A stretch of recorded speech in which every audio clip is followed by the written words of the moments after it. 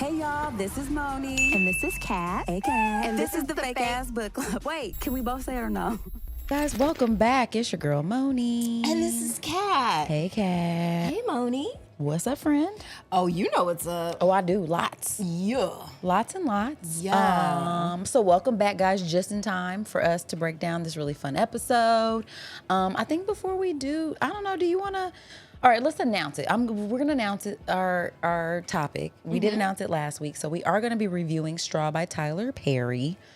But I didn't know. Netflix original. Thank you, friend. Starring Taraji P. Henson. Yes, we're going to get into all of that. But I just thought we should just do a quick little, let the people know what's been going on, just real quick. Just a rundown. Just like, 30 seconds to a minute just or whatever. So you know what we've been through. I know, because it's important to say it, isn't it? It's like, no, for real, though. You need to witness me. Okay. Have you seen Mad Max Fury Road? No. Okay. No. Let's just call back to that. Yeah. Okay. Don't know it. Witness me. Oh, my God. That sounds desperate. Hopefully it doesn't sound like that. Well, you know the premise of Mad Max, right? It's a post-apocalyptic future where everyone's scrapping it out for water. Absolutely not. I thought, when you said Mad Max, I was picturing 50s office stuff for some reason. I was picturing like people dressed up like when ladies used to get their booties squeezed and they're like in pencil skirt. Yes. Sorry, I got it mixed up. See, and this is an important lesson as to why it's important to communicate effectively and read books, because someone could be having an entirely different experience than you. I was.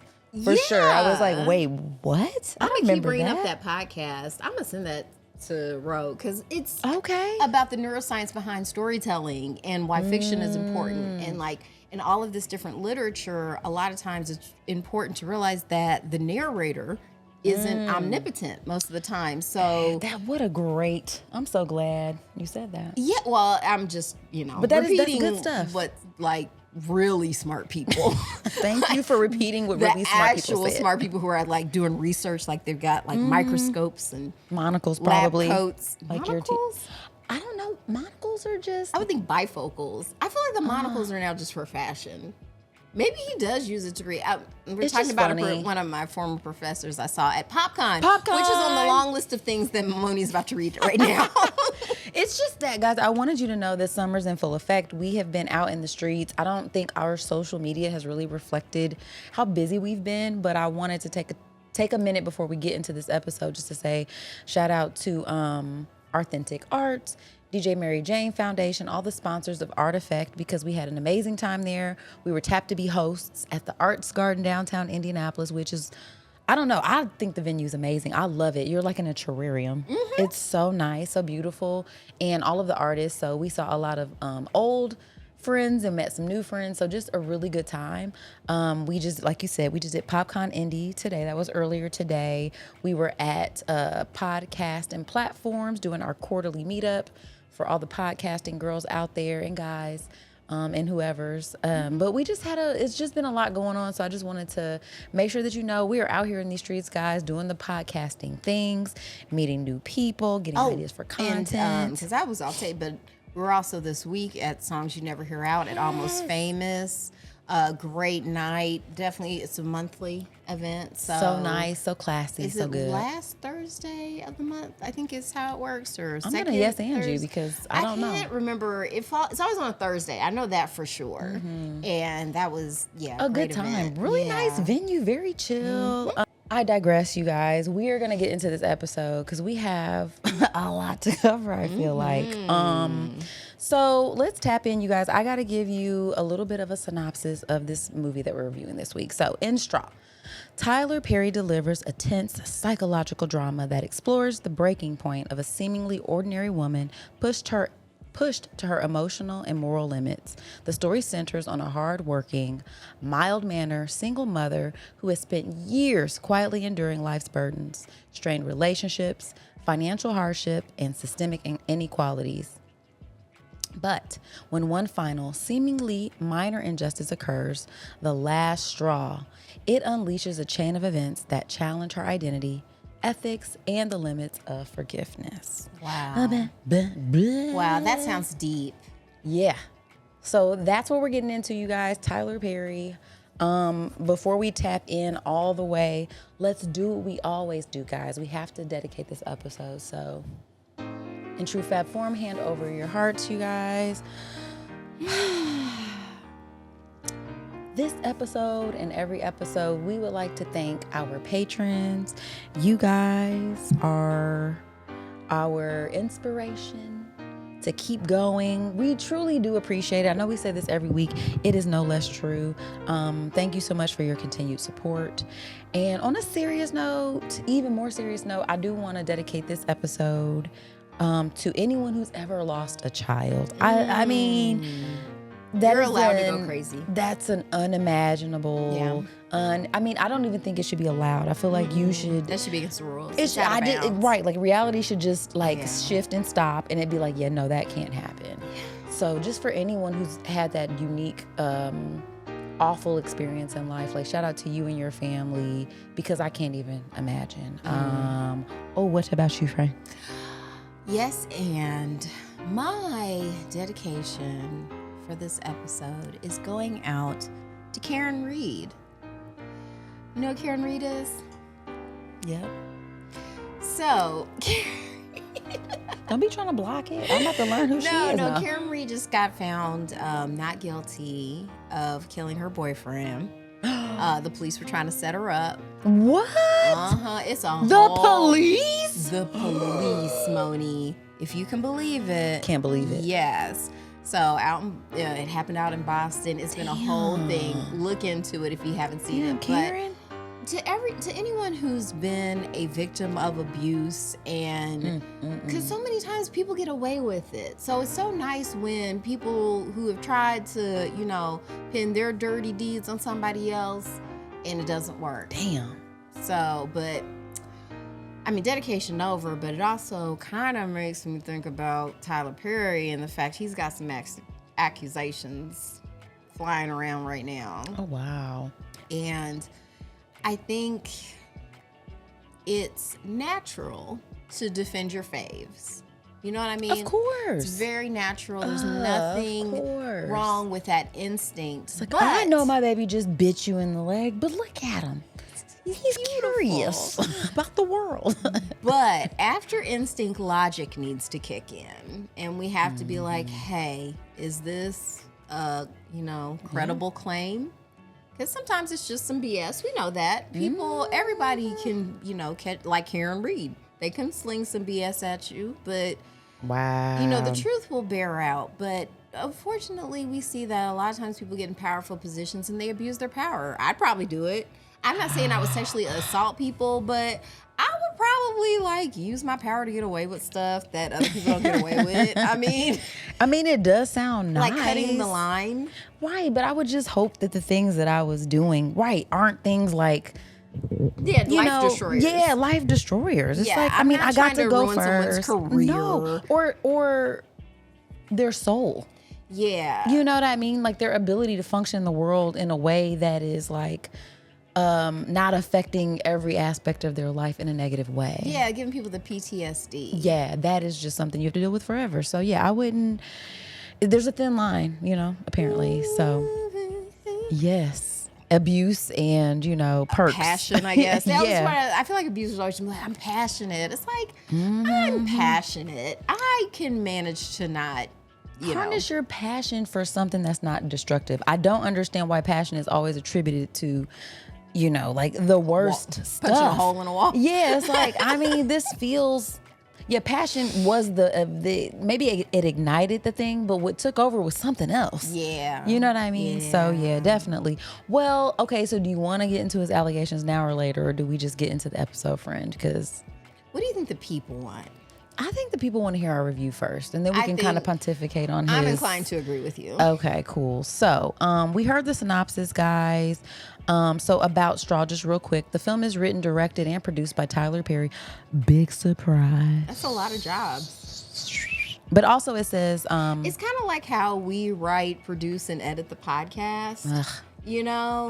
But if there were people here to help us, that'd be great. Yeah. We wouldn't shut them down. But if I had Tyler's resources, we would have Oh my God. other people doing things. It would be so much delegation. You wouldn't even know what was going on right now. You know what I'm saying? But I wouldn't even push the record button. okay. I am the talent. I'm just going to sit here and drink my margarita. Okay. So while you do that, so also producing, there's some production credits for Angie Bones and Tony Strickland for Netflix. Straw made his debut on Netflix on June 6, 2025, when the film premiered exclusively on the streaming platform, which is Netflix. Following its release, Straw quickly gained traction, securing a spot on Netflix's top 10 list during its opening week. And so Kat kind of mentioned a little bit of the cast there. It's led by Taraji P. Henson, Sherry Shepard, Tiana Taylor, Glenn Turman, Sinbad, and Rahman Dunbar. So there's also some other folks in there too. Shout out to you guys. But let's get into this episode. Let's talk about the movie at large, friend. I want to know, honestly, this is the Fake Ass Book Club, but we're known for our real talk. So tell me something, friend. So I finished watching it yesterday, got to the end and said, ain't no way my friend watched this whole motherfucking movie. Ain't no way. Ain't no way. So tell me, am I correct, friend? Do I know you or not? Did you watch the entire movie? Your powers of deduction are only surpassed by your beauty. No. Actually, I didn't even try to watch it. Like, just straight on, like, just like clicking on Netflix and watching it. Because it would have been like a full frontal. It's like, I can't handle it. Right. I need to see this from the side. So what I did was go onto my friend YouTube. Okay. And shout out to the Cinepals channel on YouTube. There's like two guys. I should know their names. Let's call them You Mike probably do when you're not. and Luke. Okay. So that's not their names. Well. But anyway, it's if you don't know the premise of the show, it's just they watch movies. But these two guys specifically on the channel, they watch black movies. I love this. And it's a white guy and an Asian guy. And they watch the movie, like they edit it, but just in real time, you go through the movie and then at the end they talk about it. It's one of my favorite things in the world. Oh my God. So I was like, they were reviewing Straw, so I was like, I'll just watch their watch through and review and that, and I'll talk about that. Okay. How about I couldn't even get through that? That's bad. It's so bad. So I got up until she was trying to go up into the school to pay the babies. Like, The she little couldn't get away $40 from the or job. whatever. Yeah. And then I was just like, let me just skip to the end when they talk about it or whatever. So I got to, also spoilers. Oh, spoilers for Straw. Yes. We're going to talk about it as if everybody's seen it. Okay. But yeah, I skipped ahead to the part where you learn the reveal that the baby died, so I was just like, ugh. So then I was really glad I didn't watch all that. Oh, you would have been pissed. And still had nightmares. What? Actual nightmares? Yeah, I had a nightmare that I lost my daughter. So it was triggering. It was. Okay. Well, so with that in mind, so Kat hasn't seen the whole thing, so I'll kind of go through it real quick here. So you're introduced to Taraji's character, who is this single mom. With a very dry snatchback. I'm painting a picture. And she's very sweaty throughout the whole ordeal. So on top of the dryness, the contrast of the dryness of her hair and the texture of her dewy skin it's at odds the whole time. I would say that was brilliant storytelling. At varying degrees. You really communicated she's really struggling. She's struggling. I knew that, right? So it was like, but you know what? what? Never a glow up. That's the thing. Like, I can accept that once we get the point where it's like, you know what, girl? The queer eye guys show up and everything's better. Not the white fairy gay godfathers. I mean, somebody. No, one of them's black. Is he? Oh, okay. I don't know. But I just feel like I can accept that. I actually can accept that because we don't ever see a glow up. So after we're introduced to her. In fact, speaking of bad dreams, so the first sequence really starts off with her holding her daughter in a blanket. You can't see who it is, but she's holding her. You can kind of see the back of her head. She kisses her, whatever. She wakes up, this hot ass, destitute. I think she's sleeping on an air mattress. They're panning through the apartment. It's old noodles sitting in a bowl. There's like, their neighbors are playing music so loud that everything's vibrating. The baby has to wear earphones just so she don't get, awakened in the middle of the night or whatever. She wakes up, wakes her daughter up, and then they're on their way to school. And you get the sense that, it's a whole struggle. She can't pay her rent. The landlord's yelling at her like, where's my money? If I don't get my money by this time, you're getting kicked out. It's giving one of them days / Friday or whatever. So then She drops her daughter off at school. And it's really weird because you see the principal kind of waving at her, looking crazy and stuff. I assumed it was because she was sweaty and looked disheveled and, I mean, whatever. She was looking crazy or whatever. But then she goes to work. She works at this god-awful grocery store. It was so funny. I'm watching this with my son, and he's like, what grocery store is this?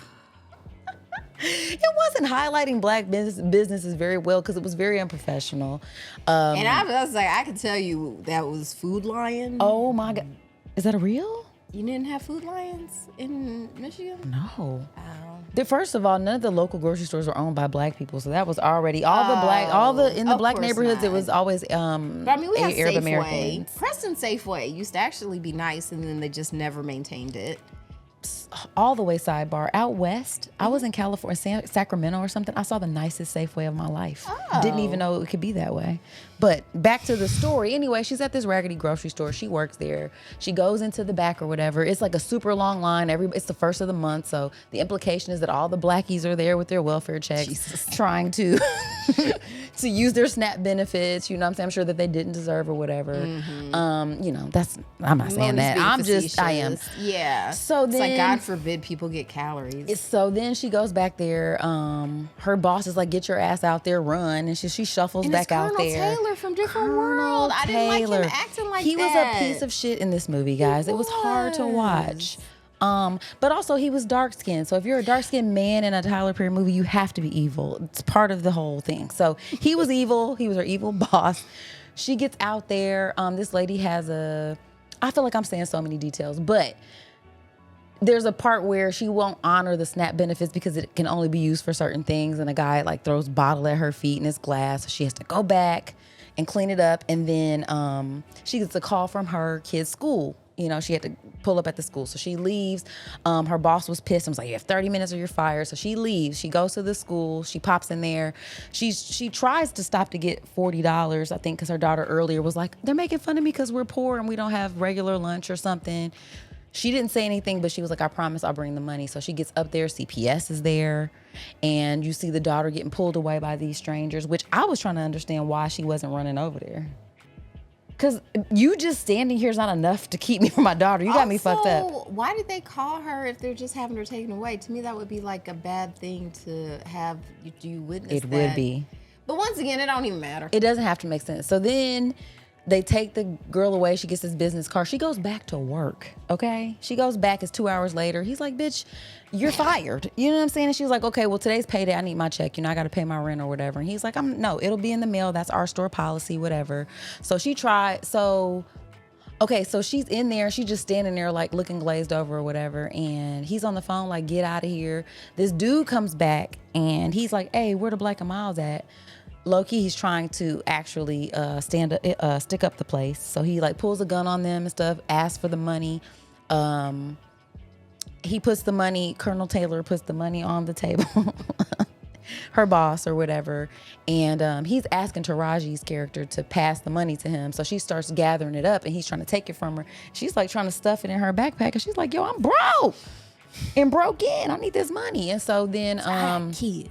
So they're like so at some point he hits her with the gun and stuff and she starts wrestling around with him. Mind you, there's an armed person over here to the side. I don't know why he didn't feel inclined to jump in. No, it was like the other robber. Oh. It was two of them, but he was like standing right there with a gun and he's watching Taraji and him like fighting over the gun. She gets it and then shoots him. And I'm thinking like, where's your man's at? I'm just gonna stand there while somebody's trying to take money. Like, we're here to stick the place up. Somebody might die. So I'm like, this is a grown man with a pistol. I missed that part.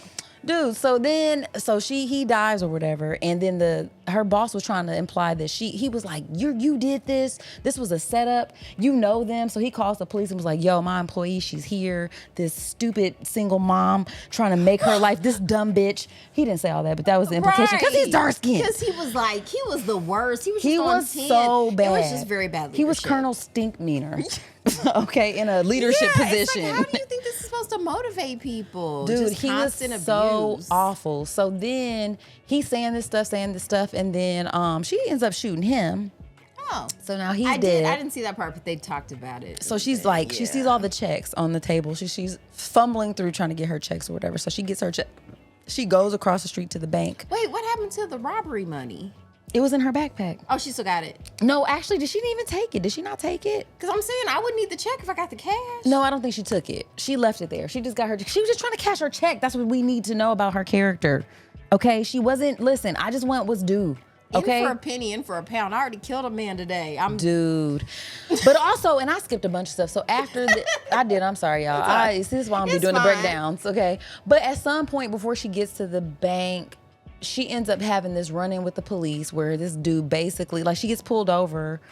There's two cops. There's a lady cop and a man cop. Is one of them Tiana Taylor? No. Oh, that's she's the FBI. She's FBI. She's FBI with a full face of makeup, full lace front, whatever. But she gets pulled over.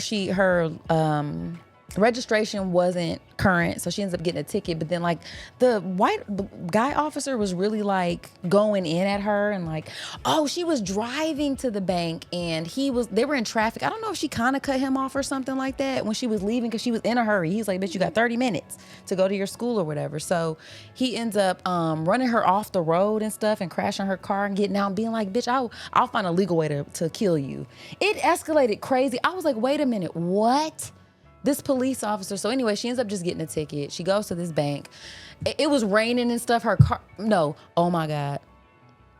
So after that, she goes to, or no, was that after? Okay, I don't know.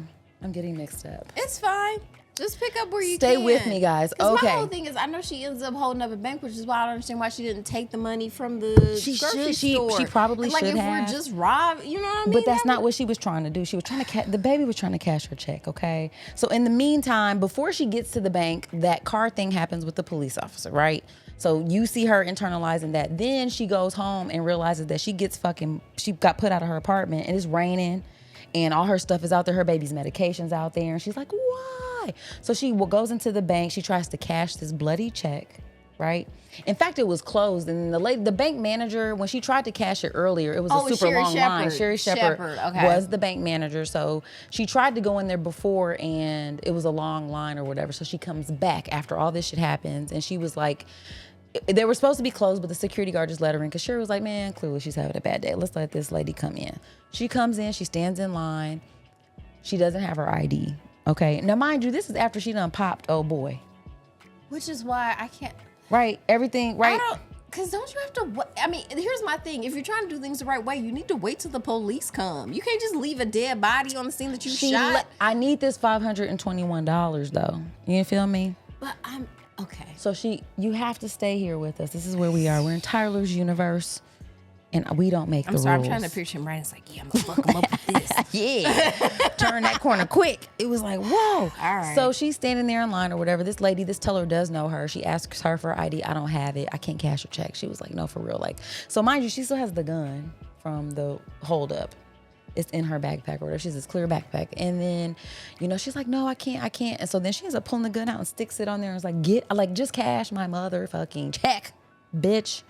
And the lady's like, all crazy and stuff. So she's like doing that. So instead of just giving her the money she's asking for to cash her check, her and the other teller just handed her money and stuff like that.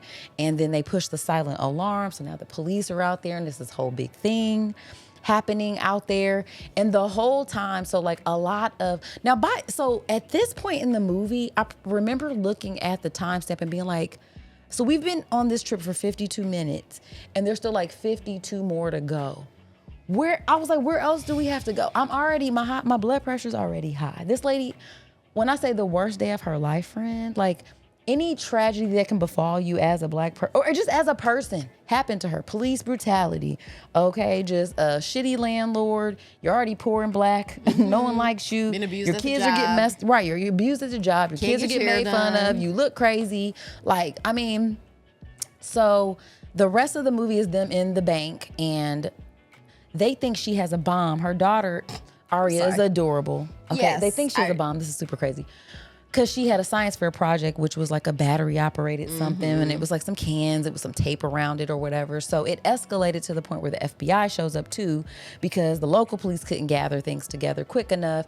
And so then it's like, okay, are the FBI going to just murder her or what's going to happen? So it was just, so what ends up happening is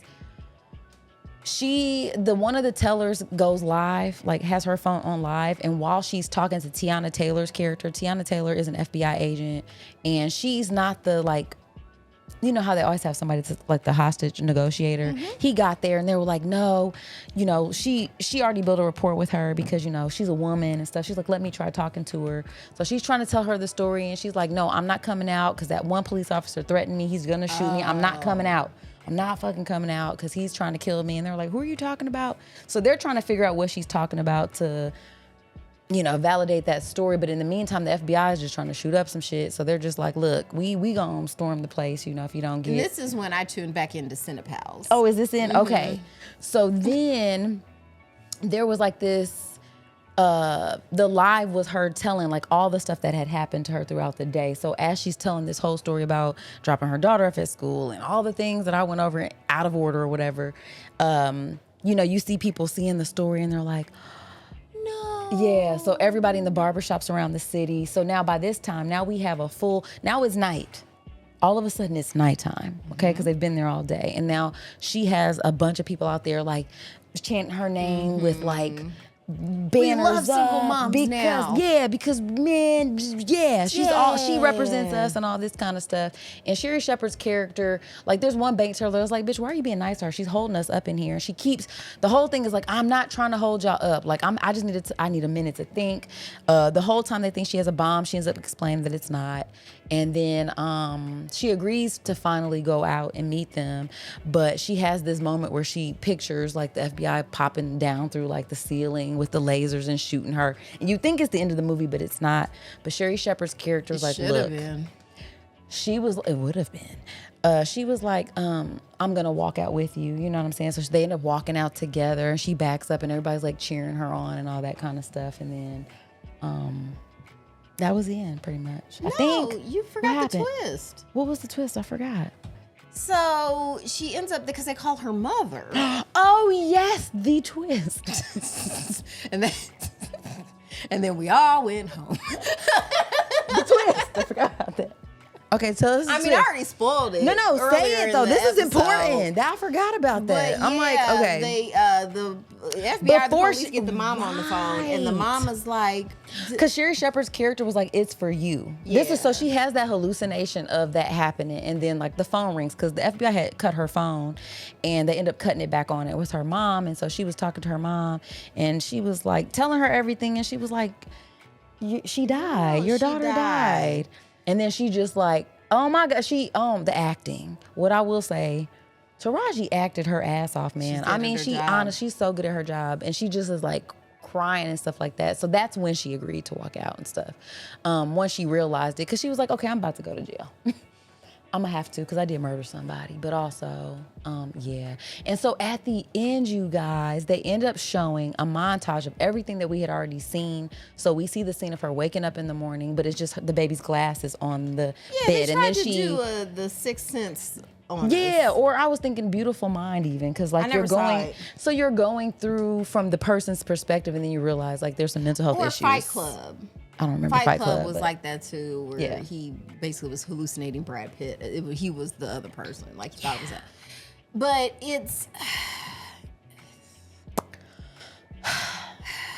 it was a ride. I will say that. Here's the thing. I couldn't find it entertaining. Because that was the thing. Because it feels like it had a lot of beats to it, like the pacing. Oh my God, the pacing was all over the place. I mean, it was like so now this terrible thing is happening. Wait, so it was a lot. It was the pacing was weird, and to the point where it was surreal. Yeah, like these stories, I think the way that because he's so over the top.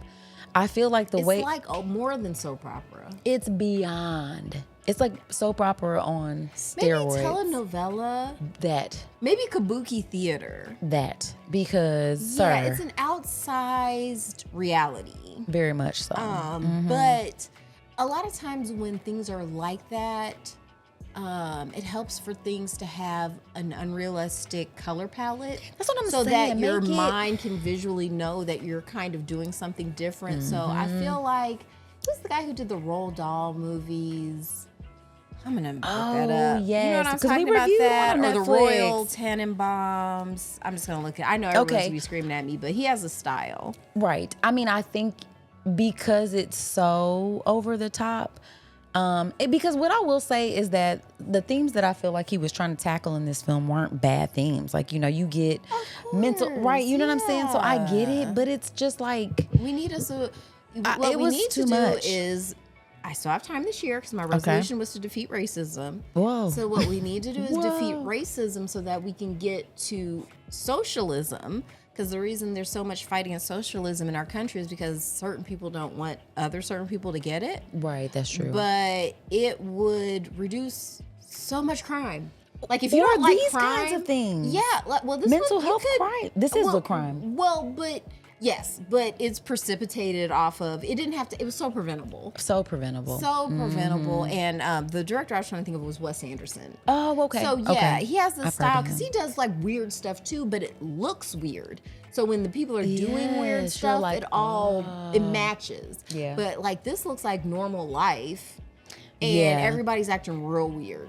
Well, what was funny, so I ended up watching this with my son, and it was so funny to see his reactions because he was like, oh my gosh, this is like action packed. Like this is, for one, he noted that the acting was really good in terms of Taraji. I will say, I feel like the acting from some of the other characters, I mean, and I want to be fair because I feel like because I already have a sort of predisposition not to like the art that he creates, I don't know that I'm always looking at his stuff through a neutral lens. Oh, I'm biased as hell. I'm really biased when it comes to I'm fine this, with it. but also too, I just feel like the other characters were really underdeveloped. Like whereas Taraji's character was, you know, you really got a sense of who she was. Everybody else was like, damn, he's being mean as fuck. Like what's going on with his ass? Yeah, like Colonel Taylor. Yeah, like what was going on? And also, here's the other thing: when people act like that, they're usually sexually harassing you too. I feel like that I part promise was you, I thought that was coming. I swear to God, when he was doing that whole thing to the point where I almost was like,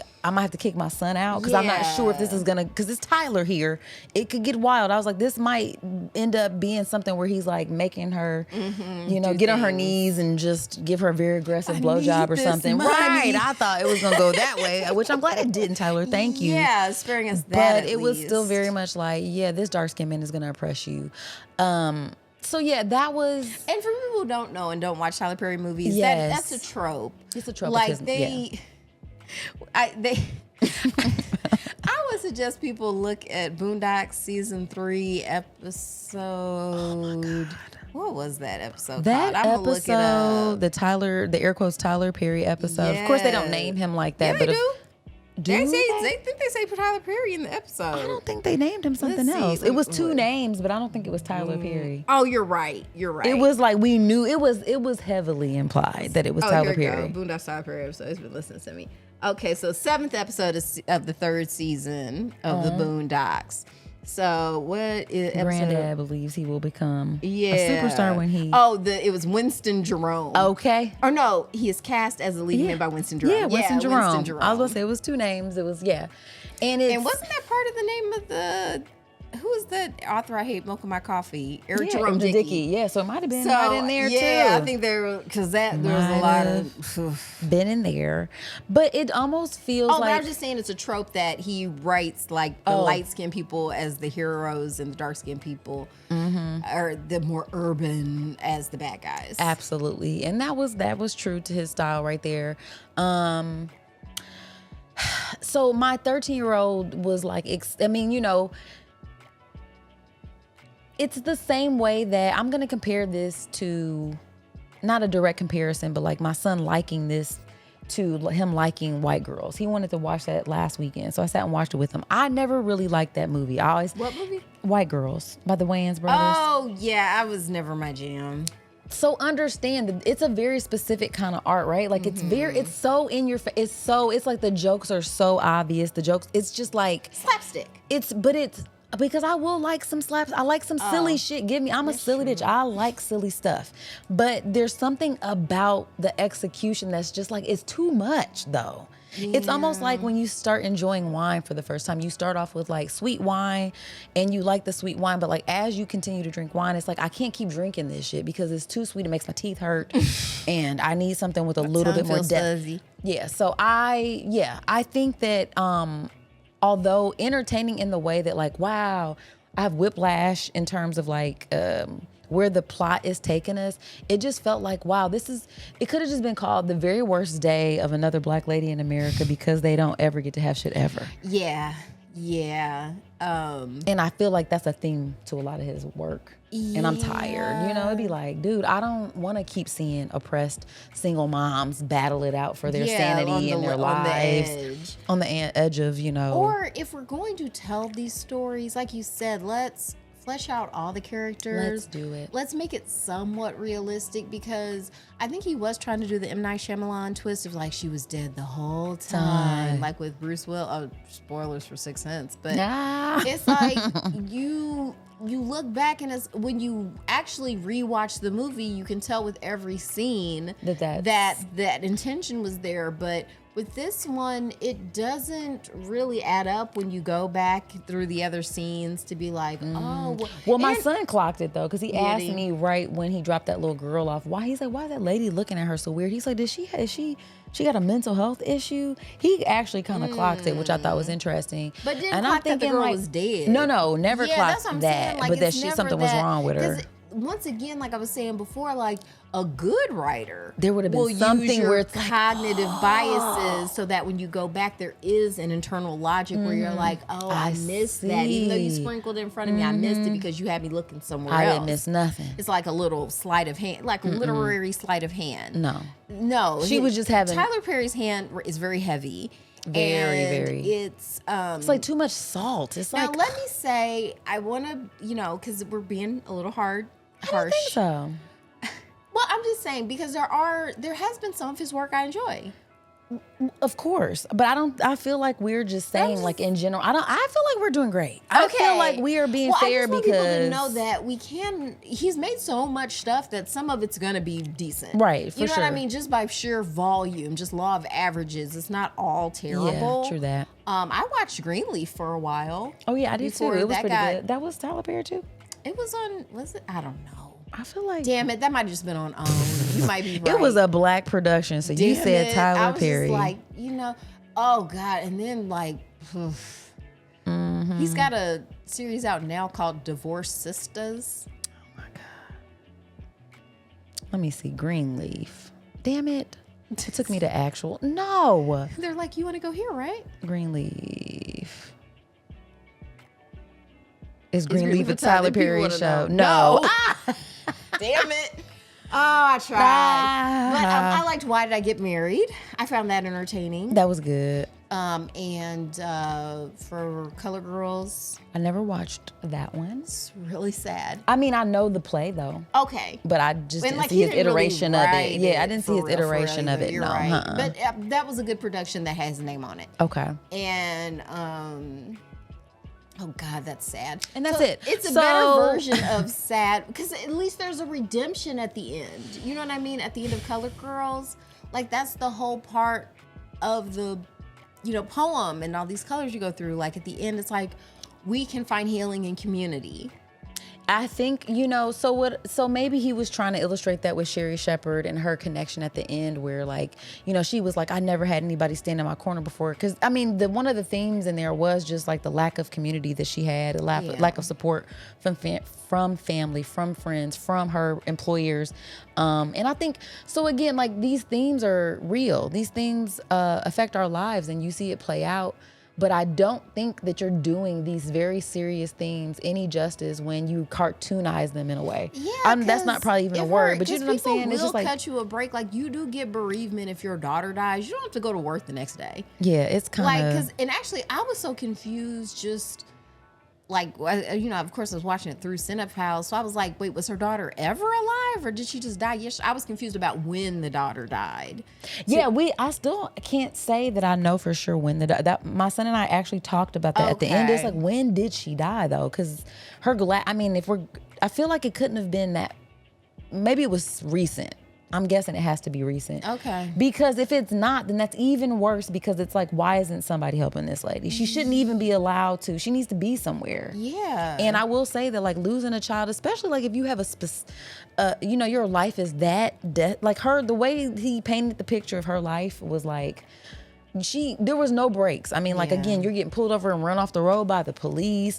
You're getting degraded at your, like, every time you turn around, nobody respects you. And you don't have anybody. She even described, like, her mom and her family. I can't take them to my family because she was saying this to Sherry Shepherd at the bank. She was like, can't somebody help you take care of your daughter? You know what I'm saying? Like, because she was like, I can't go to jail. What's going to happen to her? And I guess not all along, but at some point, Sherry Shepherd's character realizes that the daughter's dead because somebody told her that. And at the end, she was like, I know. Like, after she told her, like, my daughter died, and she was like, yeah, I know.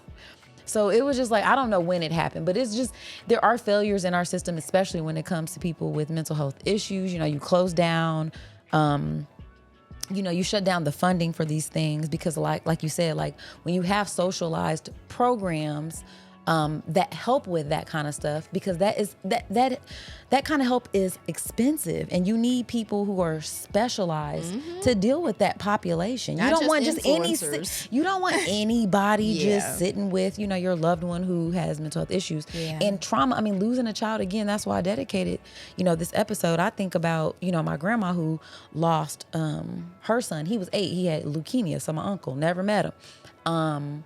That's a big deal. I always think, like, how do you make it all this time, like, with a part of your heart, like, ripped out of your chest? That is a very specific and cruel trauma that any person in life has to deal with. So I do like exploring narratives that deal with that kind of stuff, but I just feel like, man, this character, it was not great. It was I like the just, Cinepals. I'm gonna link the Cinepals thing because they really broke it down, like, because they were.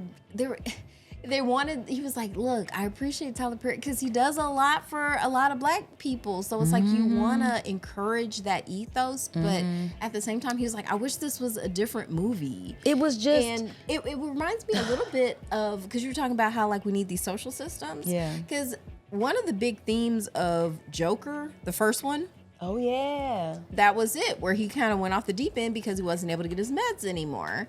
And, but one of the things I thought was very interesting about Joker was, in Hollywood, it's very, I can't say that I've observed in a quote unquote mainstream film where Black women have more speaking parts than white women. That isn't something that you'll observe much, but that is what happens in Joker. And granted, there's not a ton of characters, like, we're mostly focused on the Arthur Fleck character, but I counted because, keeping score is my love language. And so he talks to like a lady on the bus, his neighbor, Zazie Beetz, she's in it. And then the 2 therapists he talks to are both Black women, so that's like 4. And then the only other white women you really hear speak, because there's a white woman on the train, but she mostly just shrieks. And then his mother, he talks to his mother. Okay. And then the white lady on the talk show when he goes, spoilers for Joker. Oh yeah, he went with nuts and stuff like that. And I think if the director didn't, or the writer didn't do this on purpose, what they did do was illustrate how low Arthur's status was. Because he's mostly around Black women. Wow. And so to me, the lesson of that film is, if you treat a white man the way that Black women are expected to live, he'll turn into Joker. Dude, and I mean, they are. That's what's happening now. Well, we have all these Jokers out here. Literally and figuratively. Because, these red pill Jokers, man. Because when you feel like the social fabric is, in a space where you're not able to maneuver and get where you think you should get, it's like, what is this? Well, not even where you think you should get, just Maslow's hierarchy of needs. Like, housing, clothing. Amen. On top, right. So like, that's the, like, food, like, just the very basics. Not even like, I need the freaking American dream with the picket fence. I just need shelter. Yeah. And like, in the case of people who do need medication, because quite honestly, I think it's amazing if your brain works right. I think as complicated as our brains are, it's amazing they do what they're supposed to do. Like if you need like medication or any type of therapy to just maintain, I don't think that should be stigmatized. It really should. And I'm fine with paying for it out of my taxes. It ultimately, it makes society better. It Like if we have people does. snapping in the streets, because like at the end of the day, the subtext is also too, like if that is kind of the through line, or if we accept what you're saying as like, yeah, that's kind of how it is, then it's like in these stories like this Tyler Perry movie, it's like, oh, women are expected to take it. You know what I'm saying? Black women, I mean, she just went about her life just being like a zombie with it. You know what I'm saying? And then like if a white man's put in that position, I'm shooting up some shit. Y'all Somebody don't feel, gotta pay. yeah, like you feel like there should be Yeah. some retribution. And so I thought that's interesting that you're saying that, because it's like, you know, the expectation of people of color is to just take it though. You're not supposed to Oh, say nothing yeah. about it because that's your Self-defense is lie. criminalized. Yeah, exactly. And if I do speak to the fact that like, hey, these systems seem kind of fucked up and I feel oppressed by these things, you know, it's like, why are you complaining? Like, what's the Right. big deal? You should be This is- grateful. You're just being lazy. Just pull yourself up by your bootstraps, you Yeah. know? And then like if somebody else snaps, you know, there's always, He you was know, a lone wolf. oh, he was a nice Yeah. man. He was good. You know, this was just a one-time thing, you know. It's there's always some excuse for it. Whereas like if it's a black person, It's and criminal. it's like, well, you should have just been better. So again, I think these are important conversations. Like I said, I think a lot of the themes in there, because, you know, you do have the mental health aspect, and then justice versus revenge, I mean, she dealt with it all, you know, the failed systems, all of those kinds of things. So it just was like, yo, that's a lot though, Tyler. You know, for me, I felt like I was getting uppercut at every other second. Like, wait, what? I had to push pause. Like I a said, couple I times. couldn't Like, this even. is I'm crazy. like, I'm not doing this to myself. It was a like lot. I said, it was like watching like was a milk in lot. my coffee or was a something. lot. Like I don't want to. It's bad enough just. And other than experiencing Taraji, this. I mean, and also too, oh my God, what's the actor's name? I want to give him respect because he's an elder. Oh, Colonel Taylor. Colonel Taylor, what's his Real who name? is Because he was in Cooley High. Glenn Turman. Glenn Turman. What a gem, what an icon. Yeah. He was particularly nasty in here, and I believed it. Okay, I hated his guts. I didn't like seeing. He did a Colonel great Taylor job. like that. I didn't either. But yeah, just a lot of the other acting felt very like. Well, once again, because didn't he write this in just a couple days? That's the thing that always kind of Who said that? I might just be, because once again, a lot of the information I got about this was from the Read podcast. We love them. Love them. Damn. A lot of times, but that is the story of a lot of his stuff. He just kind of bangs it out. I'm sure he did. Well, written by Tyler. My son was like, why does Dylan. Right, he was like, he has Tyler Perry on everything. He said, is that because he's scared people are going to steal his work and try to use it? Oh. So that everything has Tyler Perry on it? I'm like, I really don't know. That's a good observation. Wow. But I said, He's thought like, it was there's just he gotta want be everybody. I fear he just want everybody to know he did it. This is mine. Or maybe he doesn't want to split the pie. That part. I want to get paid for every aspect of this. And Which it I would get. be fine if, because you know who else like wrote and directed their film? Ryan Coogler. That felt like a palate cleanser just It hearing his name. did. Like someone who's doing it right. Yeah. But well, art is subjective. It is. And But I will say, one of the things that kind of, you know, grinds my gears about Mr. Tyler Perry is, well, for one, just the years of alleged sexual harassment. Never been a fan of that. And I think there's a part of him that plays into purity culture, which is definitely. why he's allowed to thrive in this space. Because we do know that Hollywood isn't always a welcoming space for Black voices. Absolutely. But he's been given a lane because, and financially rewarded. And I'm not saying he doesn't work hard or doesn't deserve it, but I feel like a part of why he's able to ascend is because he's fine with the buffoonery of it all.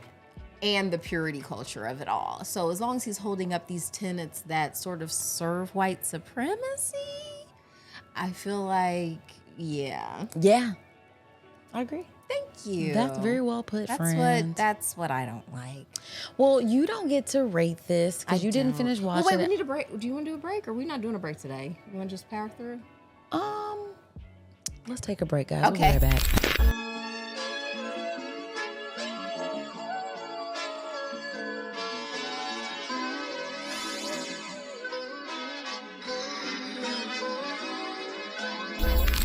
All right, guys, and we're back from our break, friend. Yeah.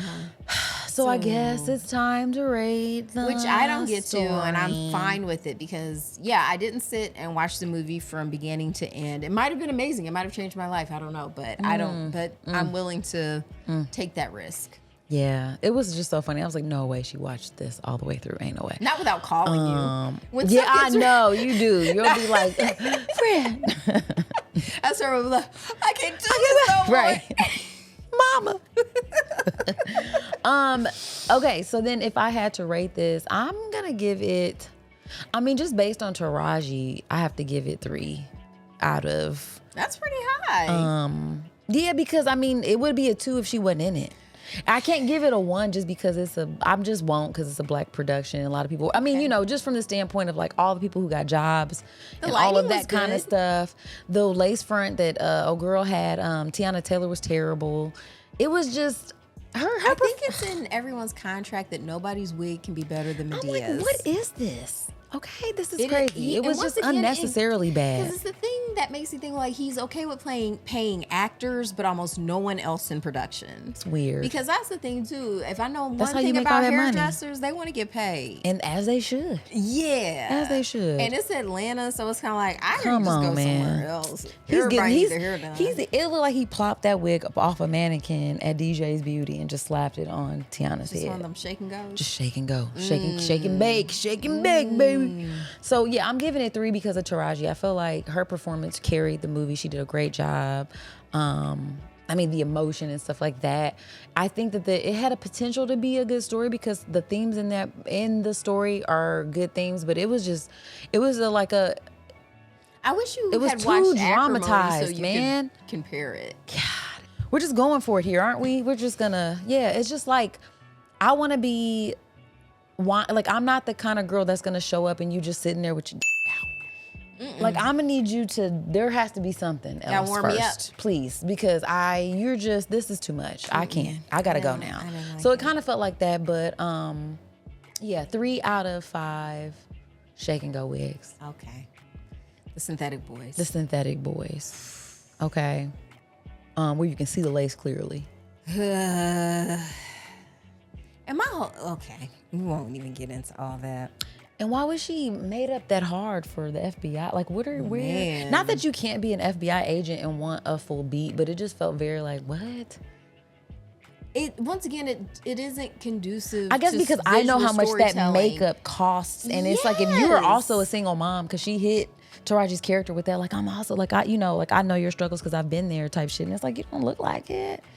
Yeah, you should have wiped that off. And styling is a part of the visual storytelling, and when you don't have it, it's disconcerting. Like I said, had this been in that kind of like rigid Wes Anderson style, maybe, but even that is played for comedy. That's it, because that's what it. I'm like, I know this is serious and this is supposed to be like a drama, but I'm pausing it laughing. I shouldn't be laughing. This is all terrible. Cause it's like, it's so unbelievable. It's like, what? You're just really like, it's too much. So Taraji, you carried that to a 3 because really without you, it was a 1.5, 2, a 2. I'm gonna just say a 2 because she a black. I like the all-star. themes and she stuff. Brought her she star. did. So you did also, that, Taraji. Shout out to Super Mario Party. Gotta get them stars. Okay, I like it. Yeah. All right. So now it feels like it's time to spin the wheel, friend. I think you're right. All right. So spin it. Yay! So we are going to be reading Storm issue number 2, written by Mariwa Ayondele and Lucas Wernick. Yeah, Ayondele. I think you got that right, friend. So that'll you be nailed our it. live show from Indie PopCon. Yay! You guys are in for a treat. Enjoy. So I believe this episode will be a few days before the holiday. I hope you guys get a chance to spend it with family. I know a lot of y'all like, man, F. 4th of July, it's a day off. Girl. It's a day off. I'm going to take Enjoy. it. Just the same way everybody was all petty about, like, oh, we got too many holidays about Juneteenth. Out of here. I need take more. the day off and shut up. Be quiet. From the person who's golfing all the time. Fuck off. Shit. I'm sick of it. Shut your ass too up. Many holidays. Yeah. Bitch, every day. Yeah, fuck out of here with that shit. Up out of here with that. But for you guys, enjoy. If you get a chance to be with your family, friends, and celebrate each other and that time together, do that. If you happen to be working on the holiday, shout out to you for keeping the world going around. And yeah, find the stuff that you love, you guys. Tap in. Happy holiday. Well, do you have any shout outs, friends? What's up? What do you want to say before we get out of here? I want to say your body belongs to you. So have some fun with it. It's summertime. It is. Oh my God. You guys. Yeah. I'm gonna call enjoy.